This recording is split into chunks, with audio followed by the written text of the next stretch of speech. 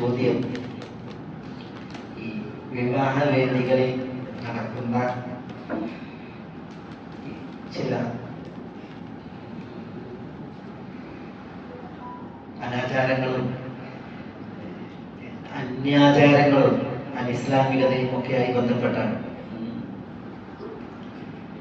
പിന്നെ അതില്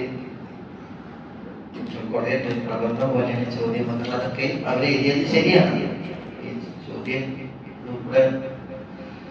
കുറെ ഒന്നും വായിക്കാൻ പറ്റില്ല. പക്ഷെ എങ്കിലും അവരുടെ അധികാരം നമുക്ക് കാഫി എന്നുള്ള മറാഠൻ മഹദി ചോദിച്ചത് വളരെ ഗൗരവപ്പെട്ടൊരു വിഷയമാണ്. അതിനവർ ശ്ലാഘിക്കപ്പെടണം ശരിക്കും ഈ സദസ്സുകളിൽ.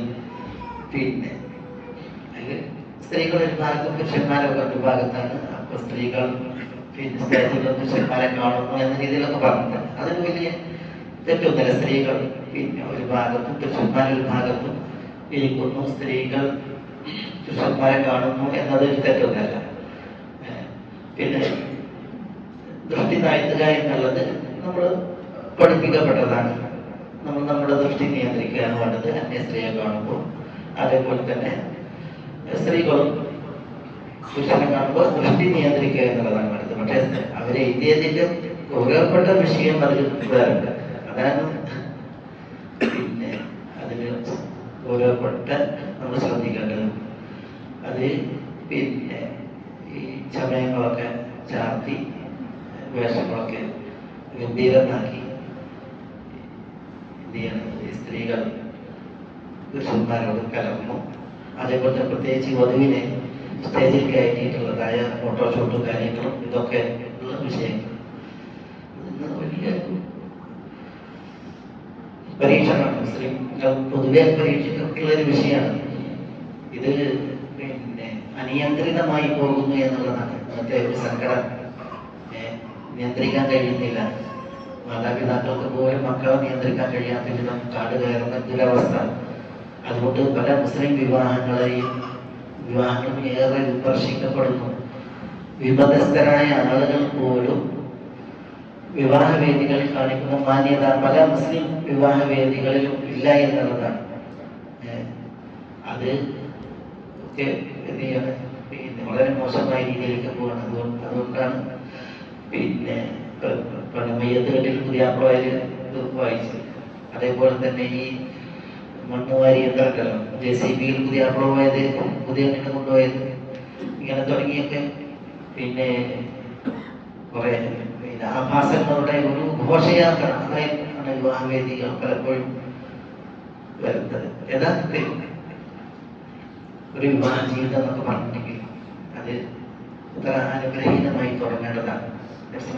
മാസങ്ങൾ ആവർത്തിച്ച് പഴക്കത്തിന് വേണ്ടി തേടാൻ പറഞ്ഞ വിഷയതാണ്. വിവാഹത്തിൽ വളർത്തപ്പെടുന്ന വിഷയമാണ്. ബാറക്കല്ലാഹു ലക വബാറക അലൈക വജമഅ ബൈനകുമാ ഫീ ഖൈർ. ബാറക്കല്ലാഹു ലകുമാ വബാറക അലൈകുമാ വജമഅ ബൈനകുമാ ഫീ ഖൈർ. ഇങ്ങനെ ബർക്കത്തിന് വേണ്ടി ആവർത്തിച്ച് ചോദിച്ച് എല്ലാവരും ഈ പുതിയതിന് വേണ്ടി പുതിയാപ്പിളക്ക് വേണ്ടിയിട്ട് ബർക്കത്തിന് ആവർത്തിച്ച് ചോദിക്കാൻ വേണ്ടി പഠിപ്പിച്ച ഒരു വേദിയാണ് വിവാഹവേദി.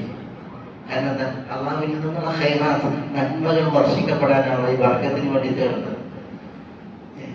അങ്ങനെ ബർക്കത്തിൽ അള്ളാഹുവിൽ നിന്നുള്ള ഖൈറിലാണ് ഇത് തുടങ്ങേണ്ടത്. പക്ഷെ ആ ഒരു തുടക്കം അള്ളാഹുവിൽ നിന്നുള്ള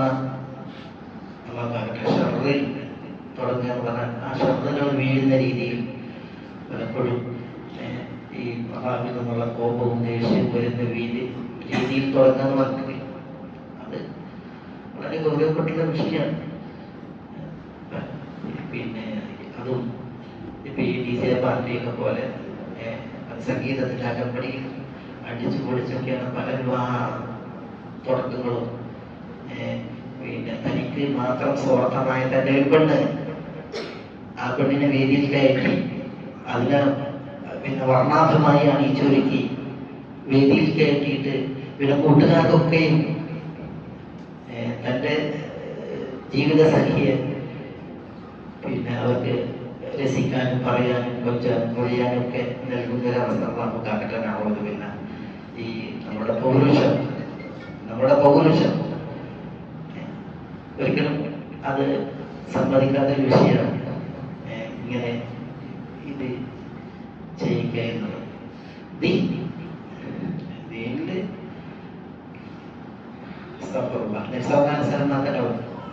ഹജ്ജത്തുൽ വദാഇ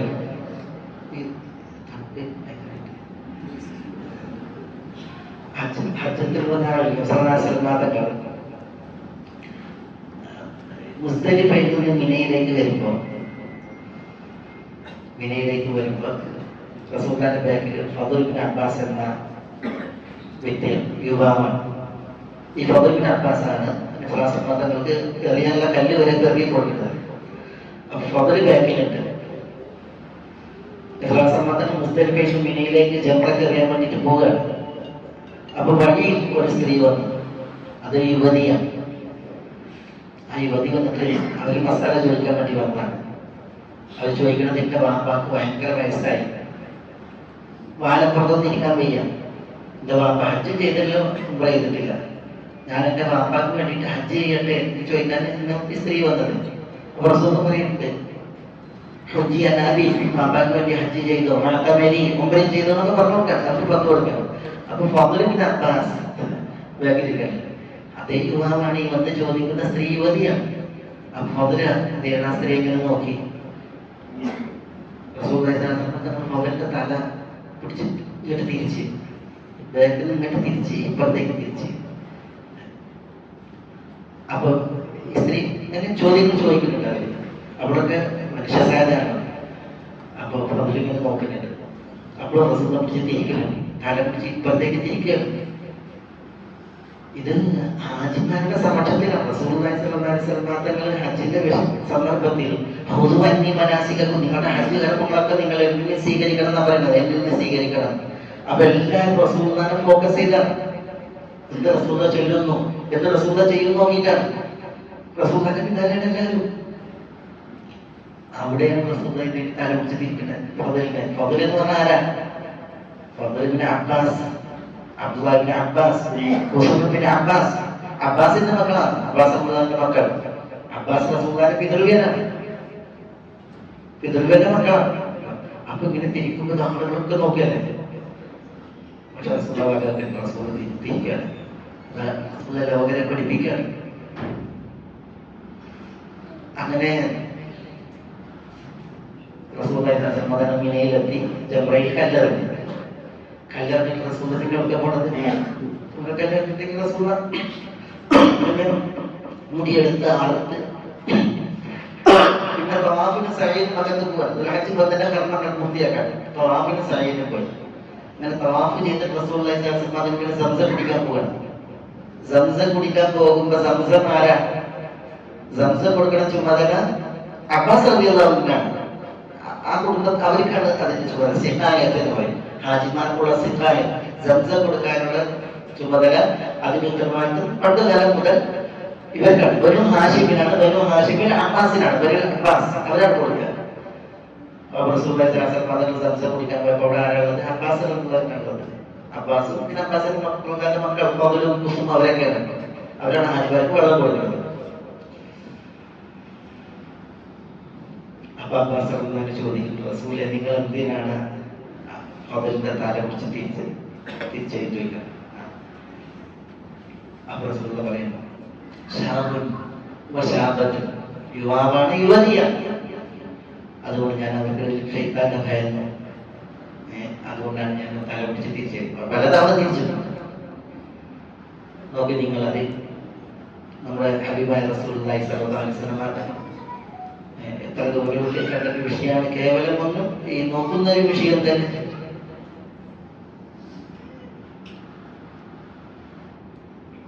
പക്ഷെ പിന്നെ അങ്ങനെയുള്ള ഒരു മര്യാദയും ആദർശവും പഠിപ്പിച്ച റസൂലുള്ളാഹി സ്വല്ലല്ലാഹു അലൈഹി വസല്ലം തങ്ങളുടെ ഉമ്മത്തിൽപ്പെട്ടവരാണ് പലരും ചെയ്യുന്നത്.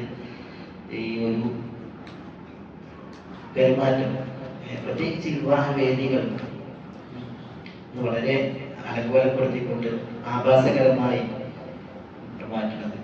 എങ്ങനെയാണത്? ഒരു ആണ് സമ്മതിക്കുക എങ്ങനെ? ഈ എൻ്റെ ഇണയെ എല്ലാ കൂട്ടുകാരെയും കൂട്ടിയിട്ട് വേദിയിൽ ചിരിക്കാനും അതേപോലെ നോക്കാനും ഈ ക്യാമറ എടുക്കുന്ന ആളുകളൊക്കെ വെച്ചിട്ടുണ്ടെങ്കിൽ പിന്നെ അതൊന്നും കൂടി എന്തായി ഈ ഇതിൽ പറയുന്നുണ്ട്. പിന്നെ ഈ ക്യാമറമാനാണ് പറയാം എങ്ങനെ നിൽക്കണം, എങ്ങനെ ചെയ്യണം, എങ്ങനെ വളയണം, കുനിയണം എന്നുള്ളത്. അതിന് ഈഗോ പറയുന്നതിനനുസരിച്ച് ഈ പെണ്ണിനെ കൊണ്ട് ഈ ആണ് ഒരുത്തൻ നോക്കി നിൽക്കുക. ഇതൊക്കെ ചെയ്യുന്ന ആഭാസം എന്ന് പറഞ്ഞാൽ അതൊരു നമുക്ക് ഒരു അഭിമാന ദോഷം അത് പ്രധാനമാണ്. ഇത് പ്രധാനമാണ്. അതില്ലാതെങ്കിൽ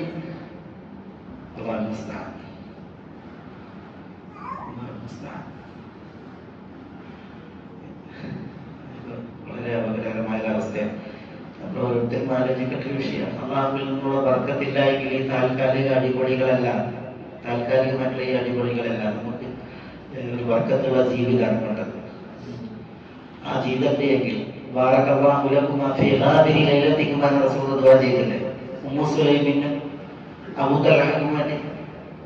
നിങ്ങളുടെ ഈ രാത്രിയിൽ അള്ളാഹു നിങ്ങൾക്ക് ബർക്കത്ത് ചെയ്യട്ടെ എന്ന് പറഞ്ഞാൽ ആ ബർക്കത്ത് കൂടപ്പോൾ ആ ജീവിതത്തിൽ ഉണ്ടായ അനുഗ്രഹങ്ങൾ നമ്മൾ ചരിത്രത്തിൽ വായിക്കുന്ന വലിയ വിഷയമാണ്. അതുകൊണ്ട് തന്നെ നമ്മൾ ഓരോരുത്തരും മനസ്സിലാക്കേണ്ട ഒരു വിഷയമാണത്.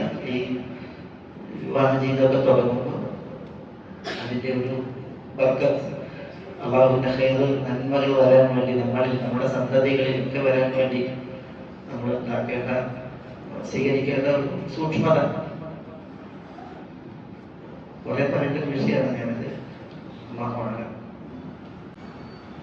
ഹദീസ് ഗ്രന്ഥങ്ങൾ വിരചിതമായത് പ്രവാചകന്റെ മരണത്തിനും എത്രയോ വർഷങ്ങൾക്ക് ശേഷമാണ്.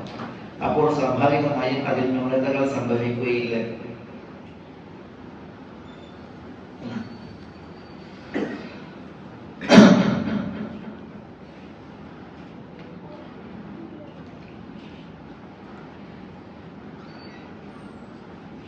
ഹദീസ് ഗ്രന്ഥങ്ങൾ വിരചിതമായത് നിസ്ലാസനാഥനോട് കുറെ വിയോഗത്തിന് ശേഷം കുറെ വർഷങ്ങൾക്ക് ശേഷം പറഞ്ഞത് സൂക്ഷ്മല്ല. ഹദീസുകൾ നിസ്ലാസനാഥന്റെ കാലത്ത് തന്നെ എഴുതിയിട്ടുണ്ട്, രേഖപ്പെടുത്തിയിട്ടുണ്ട്. ആ രേഖപ്പെടുത്തിയതിനെ ഗ്രന്ഥങ്ങളിൽ പിൽക്കാലത്ത് ക്രോഡീകരിച്ചു എന്നേ ഉള്ളൂ. ഞാൻ പറഞ്ഞില്ലേ, ഒന്നാം നൂറ്റാണ്ടിന്റെ ഒടുവിൽ തന്നെ പലരും എന്ത് ചെയ്തിട്ടുണ്ട്. ഇമാം മാലിക് ജനിച്ചതാണ്. ഇമാം മാലിക് ഹിജറയുടെ 93-ലാണ്. 93-ൽ തങ്ങൾ വഫാത്തായി 83 വർഷം കഴിഞ്ഞിട്ട് 93-ലാണ്. 179-ലാണ് ഇമാം മാലിക് മരിക്കുന്നത്. 179-ൽ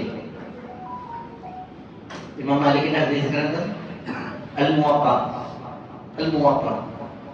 അപ്പോൾ തങ്ങൾ വഫാത്തായി കുറേ കാലം കഴിഞ്ഞിട്ടൊന്നല്ല, മനസ്സിലല്ലേ.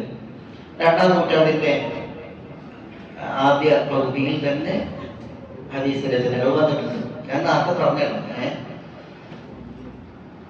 ഇബ്നു ജുറൈജ്, അതേപോലെ തന്നെ ഹുശൈൻ, മാലിക്, അതേപോലെ മുഹമ്മദ് ഇബ്നു മുസന്ന, ഇബ്നുൽ മുബാറക്, സുയൂത്തി അവരെ എണ്ണിയിട്ടുണ്ട്. ആദ്യകാലത്ത് രചന നടത്തിയവർ അവരൊക്കെ 2-ാം നൂറ്റാണ്ടിന്റെ ആദ്യ പകുതിയിലാണ്.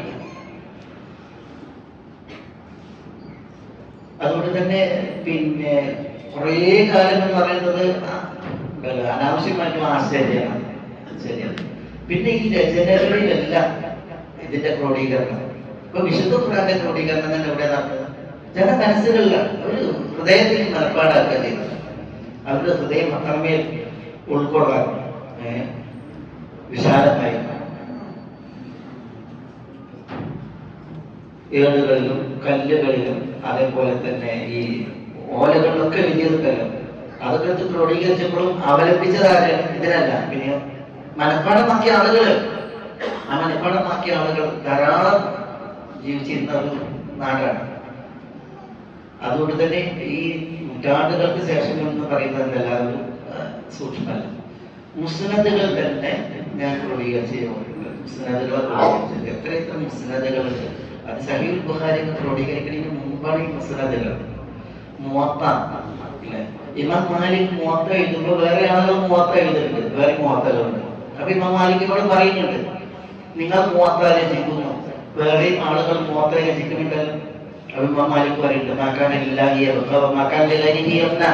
അള്ളാഹ്ക്ക് വേണ്ടിയുള്ളത് നിലനിൽക്കും, അള്ളാഹു അല്ലാത്തവർക്ക് വേണ്ടിയുള്ളത് നിലനിൽക്കൂല എന്ന് പറയുന്നു. ഞാൻ പറഞ്ഞു വെച്ചാല് ആദ്യകാലത്തിലുണ്ട് ഇത് ക്രോഡീകരിക്കുന്ന അവസ്ഥ ഉണ്ട് എന്നുള്ളതാണ്. മനസ്സിലായത്? പിന്നെ സഹീഹുൽ ബുഖാരി, ശരിയാണ്, സഹീഹുൽ ബുഖാരിയെ ക്രോഡീകരിച്ചത് റസൂലുള്ളാഹി സ്വല്ലല്ലാഹു അലൈഹി വസല്ലം വഫാത്തായിട്ട് 1-ാം നൂറ്റാണ്ട് 2-ാം നൂറ്റാണ്ട് കഴിഞ്ഞതിന് ശേഷം 3-ാം നൂറ്റാണ്ടിന്റെ ആദ്യ പകുതിയിൽ. അത് കുറേ എന്ന് പറയുന്നതിന്റെ കാര്യം ഉണ്ട്. ഇപ്പൊ ഇമാം ബുഖാരിയുടെ ഉസ്താദാണ് പിന്നെ ഇബ്നുൽ മുബാറക്. ഇബ്നുൽ മുബാറക്കിന്റെ ഉസ്താദ് മാലിക്കിന്റെ ഉസ്താദ് നാഫിയുടെ ഉസ്താദ് ഇബ്നു ഉമർ. ഇനി കുറെ ആളുകളുണ്ട് നോക്കിയാൽ. എന്നാൽ തന്നെയും ഈ ആളുകളൊക്കെ ഏതെങ്കിലും തേരാപ്പാര ആളുകളല്ല. പിന്നെയോ ഇപ്പൊ ഏറ്റവും വിശ്രുതമായ ഹദീസ് ഇന്നമൽ അഅ്മാലു ബിന്നിയാത്ത് വഇന്നമാ ലികുല്ലി ഇംറിഇൻ മാ നവى. അല്ലേ? സഹീഹ് ബുഖാരിയിലെ ഹദീസ് ഏറ്റവും പ്രസിദ്ധമായ ആ ഹദീസിൽ ഇമാം ബുഖാരി പറയുന്നു ഹദസനാ അൽ ഹുമൈദി. حدثنا الحميدي إمام بخاري أستاذ الحميدي أبو بن الزبير الحميدي. حدثنا الحميدي قال حدثنا سفيان قال حدثنا يحيى بن سعيد الأنصاري عن محمد بن إبراهيم التيمي عن علقمة بن وقاص الليثي سمعت عمر بن الخطاب على المنبر. പിന്നെയാണ് ഹദീസ് കൊടുക്കുന്നത്.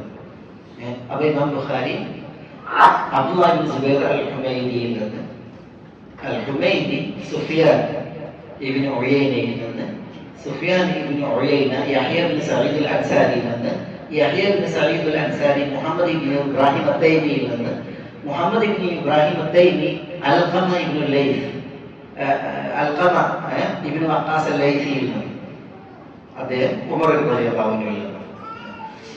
ഇത് കുറച്ച് നീണ്ട ആളുകളുടെ സനദാണ്. ഈ സനത്തിലുള്ള ആളുകളൊക്കെ പറഞ്ഞാൽ എന്താ? ആ ആളുകളുടെ ഒക്കെ ചരിത്രമുണ്ട്. അവരെവിടെ ജനിച്ചു, ആരിൽ നിന്ന് സ്വീകരിച്ചു, അവരുടെ ശിഷ്യഗണങ്ങൾ ആരാണ്, അവര് എങ്ങനെയുള്ള സ്വഭാവക്കാരായിരുന്നു തുടങ്ങിയ വിവരങ്ങളൊക്കെ ഉണ്ട്. അവരെ കുറിച്ച് എല്ലാവരും കൃത്യമായിട്ടുണ്ട്. അതുകൊണ്ട് തന്നെ ഈ ആളുകളൊക്കെ കൊള്ളാവുന്നവരാണോ തള്ളാവുന്നവരാണോ എന്നുള്ളത് രേഖപ്പെടുത്തപ്പെട്ട വിഷയമാണ്. അതൊക്കെ പഠിച്ചിട്ടാണ് ഇമാം ബുഖാരി എന്ത് ചെയ്യുന്നത്? ഈ ഹദീസുകൾ 16 വർഷം എടുത്തിട്ടാണ് അദ്ദേഹം 2602 ഹദീസുകൾ ആവർത്തനമില്ലാതെ സഹീഹ് ബുഖാരിയിൽ വെച്ചത്. ഓരോ ഹദീസ് വെക്കുമ്പോഴും അദ്ദേഹം കുളിച്ച് 2 റക്അത്ത് നിസ്കരിച്ചിട്ട് വെച്ചു എന്നാണ്. അത് 2 രാത്രിയല്ല, പിന്നെ 16 വർഷം എടുത്തിട്ടാണ്. അപ്പൊ ഓരോ ഹദീസ് വെക്കുമ്പോഴും അതിൽ ആരാണ് തന്റെ ഉസ്താദ് അബ്ദുല്ലാഹ് ഇബ്നു സുബൈർ അൽ-ഹുമൈദി, അതേപോലത്തെ സുഫിയാൻ, അതേപോലത്തെ യഹ്യ ഇബ്നു സഈദ് അൽ-അൻസാരി, അതേപോലത്തെ മുഹമ്മദ് ഇബ്നു ഇബ്രാഹിം അത്തൈമി, ആരാണ് അൽഖമ ഇബ്നു വഖാസ്. അവരൊക്കെ പഠിച്ചതിന് ശേഷം അവരൊക്കെ കൊള്ളാവുന്നവരാണെന്ന് ഉറപ്പ് വരുത്തിയിട്ടാണ് ചെയ്തിട്ടുള്ളത്, വെച്ചിട്ടുള്ളത്. അതുകൊണ്ട് തന്നെ ഇനി കുറെ കഴിഞ്ഞിട്ടാണെങ്കിലും പ്രശ്നമല്ല. ഇവരൊക്കെ പഠിച്ചതിന് ശേഷമാണ് ചെയ്തിട്ടുള്ളത് ഈ ഹദീസുകൾ വെച്ചിട്ടുള്ളത്. എന്നാലും എല്ലാ ഹദീസുകളും ഒരുപോലല്ല. ഇമാം ബുഖാരി ശരിയാണ്, വളരെ കണിശതയും കുറെ നിബന്ധനകൾ വെച്ചിട്ടാണ് ചെയ്തത് തന്റെ ഹദീസുകളെ ക്രോഡീകരിച്ചിട്ടുള്ളത്. ചിലർ കേട്ടിട്ട് അത്ര തന്നെ കണിശത പുലർത്തിയില്ല. അതുകൊണ്ട് തന്നെ സഹീഹ് അല്ലാത്ത ഹദീസുകൾ അവരിലേക്ക് വന്നിട്ടുണ്ട്. പക്ഷെ അവർ ചെയ്തിട്ടുണ്ട് ഹദീസ് വെച്ചപ്പോൾ സനദ് വെച്ചിട്ടുണ്ട്, ഈ ആളുകളെയും വെച്ചിട്ടുണ്ട്. ഇന്നയാള് ഇന്ന ആളിൽ നിന്ന്, ഇന്നാൾ ഇന്ന ആളിൽ നിന്ന്.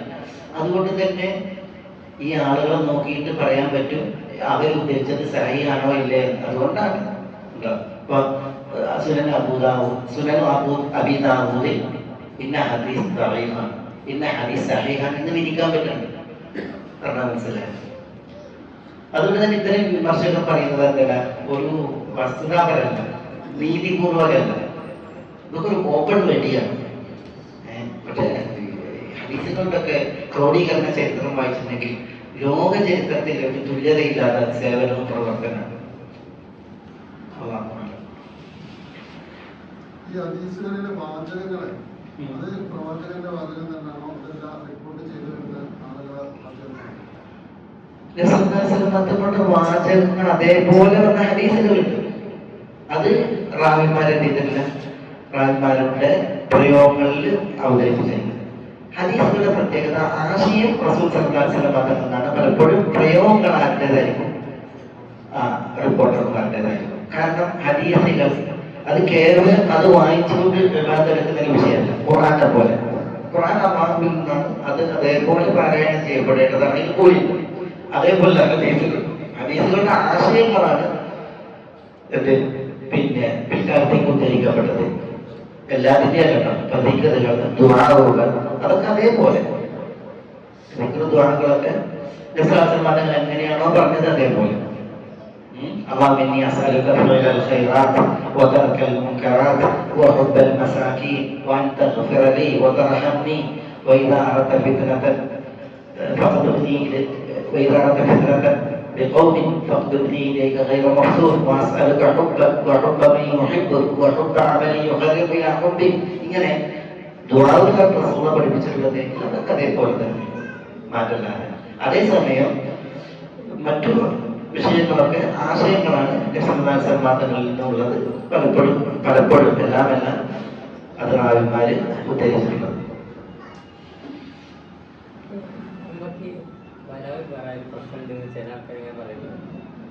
സമസ്ത പുതിയ മാറിയ കുട്ടികളൊക്കെ ഓനിടയിലൊക്കെ ഒരു പ്രശ്നങ്ങൾ ഞാൻ ഉണ്ടാക്കിയിട്ടുണ്ട്. ഇതാണ് യഥാർത്ഥ സ്റ്റാൻഡ് എന്നുള്ള ഇതിനൊക്കെ സംഘടന ചേർന്ന എന്തോ പ്രശ്നമാണെന്നുള്ള, അപ്പോൾ അത് നമുക്കെന്തോ തെറ്റൊക്കെ ഉണ്ട് എന്നുള്ള ആ ഒരു ഇതിൽ അങ്ങനെ ആൾക്കാരുടെ ആശയക്കുഴപ്പങ്ങൾ ഉണ്ടാക്കുന്നുണ്ട്.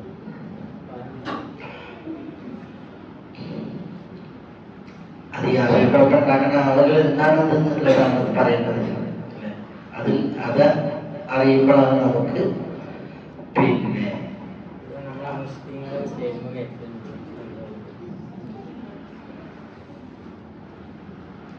മുസ്ലിമീങ്ങളായ ഒരു വ്യക്തിയെ സ്റ്റേജിൽ കയറ്റി വിഷയം അവതരിപ്പിക്കാൻ അവസരം നൽകി എന്നതിനാൽ അതൊരിക്കലും ഒരു വലാഹിനെ ബാധിക്കുന്ന ഒരു വിഷയമല്ല.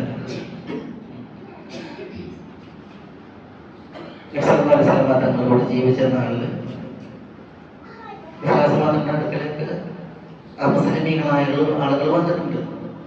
അവർ റസൂലുള്ളാഹി സ്വല്ലല്ലാഹു അലൈഹി വസല്ലം ചോദിച്ചിട്ടുണ്ട്, വിശ്വാസമാനങ്ങൾ അവരോട് ചോദിച്ചിട്ടുണ്ട്. അവര് പറയുന്ന റസൂൽ കേട്ടിട്ടുണ്ട്.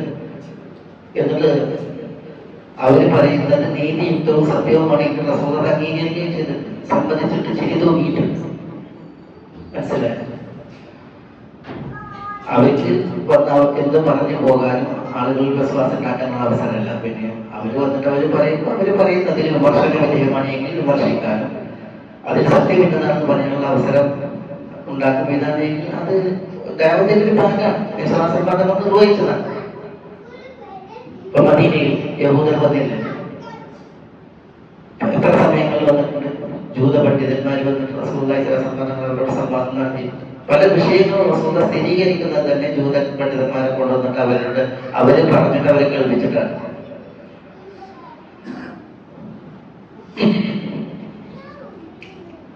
അത്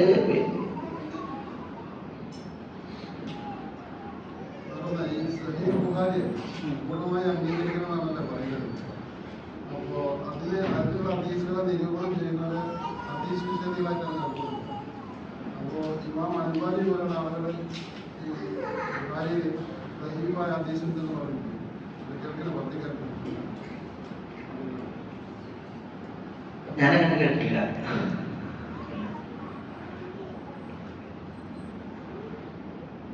സഹീഹുൽ ബുഖാരിയൊന്നും പ്രാമാണികരും റബ്ബിനെ പേടിയുള്ള ആളുകളും ഉണ്ടല്ല, ഈ ആളുകൾ കൈകാര്യം ചെയ്യുന്ന പോലെ കൈകാര്യം ചെയ്യൂല ഒരിക്കലും. ഇന്ന് കൈകാര്യം ചെയ്യുന്നത് പോലെ ഉണ്ടല്ലേ, അങ്ങനെ ഒരിക്കലും നിരൂപിക്കുന്ന അവസ്ഥ ഉണ്ടായിട്ടില്ല. സഹീഹുൽ ബുഖാരിയിലെ ചില ഹദീസുകള് ഇമാം ബുഖാരിയെ പോലത്തെ ചില മികവുറ്റവർ അതിലെ ചില വിഷയങ്ങൾ ഉദ്ധരിച്ച് സഹീഹുൽ ബുഖാരിയിൽ ഉണ്ടല്ലോ. നമ്മൾ മനസ്സിലാക്കേണ്ടത്, ഞാൻ പറഞ്ഞ 2602 ഹദീസുകൾ ആവർത്തനമില്ലാതെ അൽ-ജാമിഉ സഹീഹുൽ മുസ്നദ്, അൽ-ജാമിഉ സഹീഹുൽ മുസ്നദാണ്. സനദൊത്ത ഹദീസുകളുടെ ക്രോഡീകരണം. അതാണ് പറഞ്ഞത് ഈ എണ്ണം ഹദീസുകൾ. അത് ആവർത്തിച്ചു വന്നതാണ് 7275 ഹദീസുകൾ ആവർത്തിച്ചു വന്നത്. ഈ ഹദീസുകളല്ലാത്ത മുസ്നദല്ലാത്ത ഹദീസുകളെല്ലാം, മുസ്നദായ ഹദീസുകളല്ലാത്തത് പലതും സഹീഹുൽ ബുഖാരിയിലുണ്ട്. റാവിമാരുടെ വാക്കുകൾ, സഹാബികളുടെ വാക്കുകൾ, ചില ചരിത്രങ്ങൾ ഉദ്ധരിച്ചു നോക്കുന്നുണ്ട്.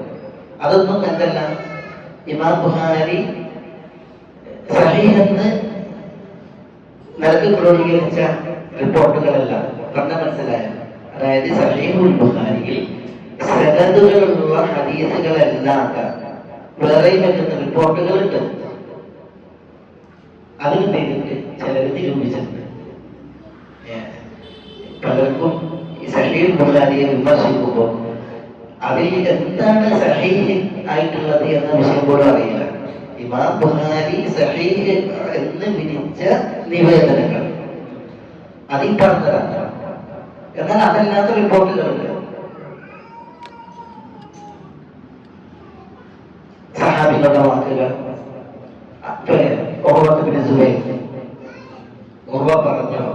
പറഞ്ഞു എന്ന് പറഞ്ഞ് മുസ്ലിമൊക്കെ പറഞ്ഞ വിദിനത്തിന് തെളിവായിട്ട് പറയുന്നില്ല. അബൂലഹബിനെ സ്വപ്നത്തിൽ കണ്ടു. അപ്പൊ അബൂലഹബിനോട് ചോദിച്ചു എന്താ അവസ്ഥ വെച്ചപ്പോ തങ്ങൾ ഭൂജാതനായതിനെ സന്തോഷിച്ച് സുഹൈബത്തുൽ അസ്ലമിയെ മോചിപ്പിച്ചതിനാൽ എനിക്ക് വെള്ളം കുടിക്കപ്പെടുന്നു എന്ന് പറഞ്ഞു, കുടിപ്പിക്കപ്പെടുന്നു നല്ല നിവേദനം. അത് ബുഖാരിയിലുള്ളതാണ്, ഓരോ പറഞ്ഞതാണ്. അത് സനദുള്ള ഹദീസല്ല. റസൂലുള്ളാഹി സ്വല്ലല്ലാഹു അലൈഹി വസല്ലം പറഞ്ഞു എന്ന് പറഞ്ഞ് സനദൊത്ത ഹദീസല്ല. അത് ഉർവയുടെ വാക്കാണ്. അങ്ങനത്തെ ഉടനെ സഹീഹ് ബുഖാരിയിലുണ്ട്. അതിനെ കുറിച്ചൊക്കെ ചെയ്തിട്ട് ചില പണ്ഡിതന്മാർ ചില അഭിപ്രായങ്ങൾ പറഞ്ഞു. അതൊന്നും എന്തല്ല സഹീഹുൽ ബുഖാരിയിൽ സഹീഹ് എന്ന് വിധിക്കപ്പെട്ട സനദുള്ള ഹദീസുകളല്ല, റസൂലുള്ളാഹിയുടെ ഹദീസുകളല്ല. ആ ഹദീസുകളെ കുറിച്ചാണ് നമ്മൾ പറയുന്നത്. അതെന്താണ് സഹീഹാണ്. എന്നാൽ അതല്ലാത്ത ചില നിവേദനങ്ങളും വാക്കുകളും അതിനെ കുറിച്ചൊക്കെ ചിലര് പറഞ്ഞതാണ് ചെയ്യുന്നത്. ഇന്ന് സഹീഹായി സനദുള്ളതിനെ എതിർക്കാൻ ആളുകൾ ഉപയോഗപ്പെടുത്തുന്നത്. അംർ ബിൻ മൈമൂൻ അൽ അവദി എന്ന് പറയുന്ന റാവി, അംർ ബിൻ മൈമൂൻ, അദ്ദേഹം ഒരു കഥ പറയുന്നുണ്ട്. എന്താ കഥ? ഈ അംർ ബിൻ മൈമൂൻ അൽ അവദി അദ്ദേഹം ജാഹിലിയത്തിൽ ജീവിച്ചിട്ട് പിന്നെ ഇസ്ലാമിൽ ജീവിച്ചിട്ട്. അംർ ബിൻ മൈമൂൻ ജാഹിലിയത്തിൽ ജീവിച്ചു. മതങ്ങളിലൂടെ ജീവിച്ച നാളുണ്ടായി. പക്ഷെ അദ്ദേഹം റസൂലുള്ളാഹിനെ കണ്ടിട്ടില്ല. ഇസ്ലാം സ്വീകരിച്ചെങ്കിലും റസൂലുള്ളാഹിന്റെ വഫാത്തിന് ശേഷമാണ് അദ്ദേഹം പിന്നെ മദീനയിലേക്കൊക്കെ വരുന്നത്. അതുകൊണ്ട് അദ്ദേഹം സഹാബിയല്ല. പറഞ്ഞ മനസ്സിലായി. മുഹദ്റം എന്നാണ് പറയാ അത്രയും കാര്യം. മുഹദ്റം അതായത് നിസ്ലാമങ്ങളുടെ ഹയാത്തിലുണ്ട്, അതിന് മുമ്പ് ജീവിച്ചു. റസൂലുള്ളാഹിന്റെ വഫാത്തിന് ശേഷവും ജീവിച്ചു. പക്ഷെ റസൂലുള്ളാഹിനെ കാണാൻ അവസരം ഉണ്ടായിട്ടില്ല. ഇങ്ങനെയുള്ള ഈ അംർ ബിൻ മൈമൂൻ അയാള് ജാഹിലിയത്തിൽ തനിക്ക് ഉണ്ടായ അനുഭവം പറയണം. എന്താ പറയുന്നത് അറിയോ? റഅയ്തു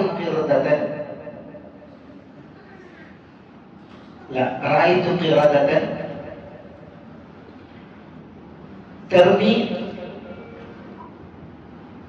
ഖിറദതൻ സനത് എന്ന് തുടങ്ങി. ഇങ്ങനെയാണ് അദ്ദേഹത്തിന്റെ വാക്യം ഓർമ്മയിൽ. കുറെ കുരങ്ങന്മാരെ ഞാൻ കണ്ടു. അവരെല്ലാവരും കൂടിയിട്ട് ഒരു കുരങ്ങിനെ എറിഞ്ഞു കൊല്ലുന്നു. ആ കുരങ്ങ് വ്യഭിചരിച്ചതിനാണ്, വ്യഭിചരിച്ച കുരങ്ങിന്. അപ്പൊ ഞാനും അവരുടെ കൂടെ എറിഞ്ഞു എന്നാണ് അതിലുള്ളത്, ഈ റിപ്പോർട്ടുള്ളത്. അംർ ബിൻ മൈമൂൻ പറഞ്ഞ ഒരു തന്റെ അനുഭവം അത് ഇമാം ബുഖാരി കൊടുത്താണ്. അത് റസൂലുള്ളാഹി സ്വല്ലല്ലാഹു അലൈഹി വസല്ലം പറഞ്ഞു കൊടുത്തതല്ലത്. അല്ലാതെ റസൂലുള്ളാഹി സ്വല്ലല്ലാഹു അലൈഹി വസല്ലം പറഞ്ഞു എന്ന് പറഞ്ഞ ഇമാം ബുഖാരി കൊടുത്തിട്ടില്ല. പിന്നെ നബി സല്ലല്ലാഹു അലൈഹി വസല്ലം പറഞ്ഞാല് പറഞ്ഞത് ഇന്നയാള് കേട്ടു, അയാൾ പറഞ്ഞത് അദ്ദേഹം പറഞ്ഞ ഇന്നയാള് കേട്ടു, അങ്ങനെ സെനദ് പറഞ്ഞില്ല. പിന്നെ ഈ അംർ ബിൻ മൈമൂൻ അൽ അവദി ജാഹിലിയത്തിൽ ജീവിച്ചവരാണ്. പിൽക്കാലത്ത് റസൂലുള്ളാഹിന്റെ വിയോഗശേഷം അദ്ദേഹം ഇസ്ലാമിലേക്ക് വന്നു. അദ്ദേഹം തനിക്കുണ്ടായ അനുഭവം പറഞ്ഞതാണ്. അത് വിശദമായിട്ട് നീണ്ട് എനിക്കൊള്ളത് താരീഖുകൾ സഹാബിയിലെങ്ങാണ്ട് അബൂ നുഐം ഉദ്ധരിക്കുന്നുണ്ട്. അതിലെന്തെന്ന് വെച്ചാല് അദ്ദേഹം പറയുന്നത് അദ്ദേഹം ഇടയനായിരുന്നു.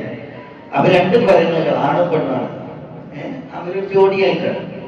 അപ്പൊ ഈ കുരങ്ങുകൾ പിന്നെ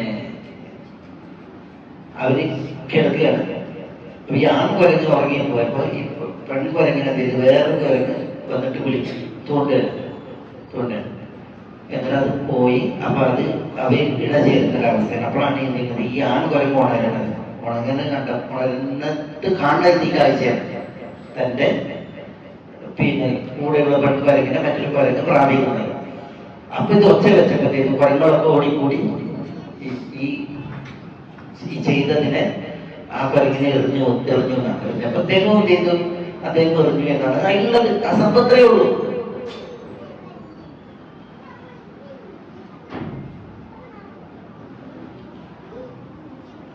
ഇത് എന്തെയാണ് തന്റെ അനുഭവം ഉണ്ടായത്. ഇപ്പൊ ഇത് മൃഗങ്ങൾക്കിടയിൽ ഉണ്ടാകുന്ന, പ്രത്യേകിച്ച് കുരങ്ങ് വർഗ്ഗമെന്നൊക്കെ പറഞ്ഞെങ്കിലില്ല, അതിനൊരു ഒരു ഒരു സംഭവമാണ്. അത് ശരിക്കും എന്താണ്, ഇതൊരു വ്യഭിചാരം പോലെയാണല്ലോ. അത് മൃഗങ്ങളെ സംബന്ധിച്ചിടത്തോളം അതില്ല, അതൊരു വ്യഭിചാരത്തിന്റെ വിധിക്കാൻ മാത്രമൊന്നുമില്ല. പക്ഷെ ഇത് മനുഷ്യനാണ് അഭിവർക്കാം ഇങ്ങനെ ഒരു സംഭവം നടന്ന അതൊരു വ്യഭിചാരം. ആ നിലക്ക് അതിന് മുഷാക്കല എന്നാ പറയാം ഈ വ്യഭിചാരം എന്നതിന് പ്രയോഗിച്ചത്. അത് അംർ ബിൻ മൈമൂൻ പറഞ്ഞൊരു കഥ ഇമാം ബുഖാരി കൊടുത്തിട്ടുണ്ട്. അത് റസൂൽ പറഞ്ഞൊരു ഹദീസ് ഒന്നുമല്ല. പക്ഷെ ഇന്ന് പലരും ചെയ്യുന്നത് അള്ളാഹു റസൂൽ പറഞ്ഞൊരു ഹദീസ് എന്ന നിലക്കാണ് ചെയ്യുന്നത്. ഇമാം ബുഖാരി ഇങ്ങനെ കൊടുത്തില്ലേ, അങ്ങനെ ഒരു ഹദീസ് ഇല്ലേ പറഞ്ഞ് നിരൂപിക്കുന്നത്, എതിർക്കുന്നത്. ഞാൻ പറഞ്ഞത് വെച്ചിട്ടുണ്ടേ, ഈ ഒരു വിമർശിക്കുമ്പോ പലർക്കും വിമർശകർക്ക് എന്തിനാ ഇത്തരം ഒരു സാക്ഷരതകളൊക്കെ വേണ്ടേ, അതൊന്നുമില്ല എന്നുള്ളതാണ്.